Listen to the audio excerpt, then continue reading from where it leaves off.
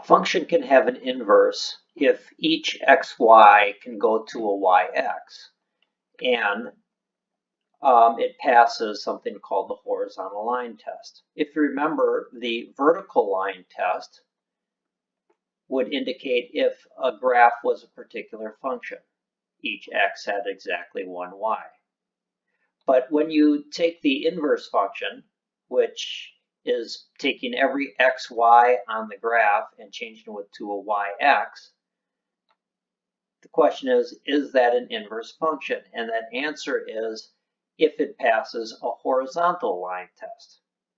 A horizontal line test, like the vertical line test, is where the line can only intersect the graph at exactly one place. If you looked at this red line and moved it up and down, it would only graph the blue in exactly one place. So this blue graph would actually have an inverse function. These are the original graphs of these equations, and the question is simply, does it have an inverse function or not?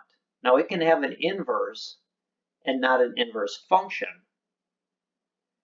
So the test is really, does it have an inverse function, not just inverse. So when you apply the horizontal line test, you're thinking about moving a horizontal line up and down, and the question is going to be, does that actually intersect this graph in exactly one point? And that answer is yes, it does. So number one would be yes. Number two, does it intersect at exactly one point? That answer is no, it doesn't. And therefore you can see that each y would have two x's, and if you did the inverse of that, then you would see that each x would have two y's, which would conflict with the function idea.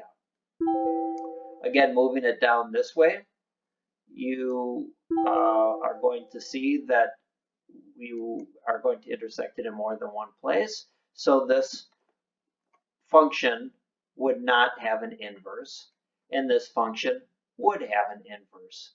Even though you go to infinity, as x goes to infinity, it's still going to be decreasing, and so this is not going to intersect it in more than one place. So functions can have inverses, and functions can have inverse functions.